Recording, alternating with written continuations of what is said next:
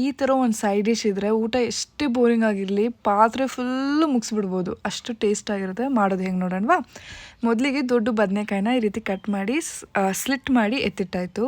ಒಂದು ಚಿಕ್ಕ ಪ್ಲೇಟಲ್ಲಿ ಇವಾಗ 1/4 ಸ್ಪೂನ್ ಅರಿಶಿನ, ಒಂದು ದೊಡ್ಡ ಸ್ಪೂನ್ ಖಾರ ಪುಡಿ, ಅರ್ಧ ಸ್ಪೂನ್ ಧನಿಯಾ ಪುಡಿ, ಅರ್ಧ ಸ್ಪೂನ್ ಗರಂ ಮಸಾಲ, ರುಚಿಗೆ ತಕ್ಕಷ್ಟು ಉಪ್ಪು, ಇದನ್ನೆಲ್ಲ ಹಾಗೆ ನೀರು ಹಾಕದೆ ಮಿಕ್ಸ್ ಮಾಡಬೇಕು. ಆಮೇಲೆ ಕಟ್ ಮಾಡಿ ಇಕ್ಕಿರೋ ಈ ಬ್ರಿಂಜಾಲ್ ಸ್ಲೈಸಸ್ ಏನಿತ್ತಲ್ಲ ಅದ್ರ ಮೇಲೆ ಈ ಮಸಾಲೆನೆಲ್ಲ ಚೆನ್ನಾಗಿ ತಡವಿ ಇಟ್ಟಾಯಿತು. ಒಂದು ಚಿಕ್ಕ ಬೌಲಲ್ಲಿ ಒಂದು ಸ್ವಲ್ಪ ಕಡಲೆ ಹಸಿಟ್ಟು, ನಾನು ಇವಾಗ 2 ಚಿಕ್ಕ ಸೌಟಸ್ ತೊಗೊಂಡಿದ್ದೀನಿ.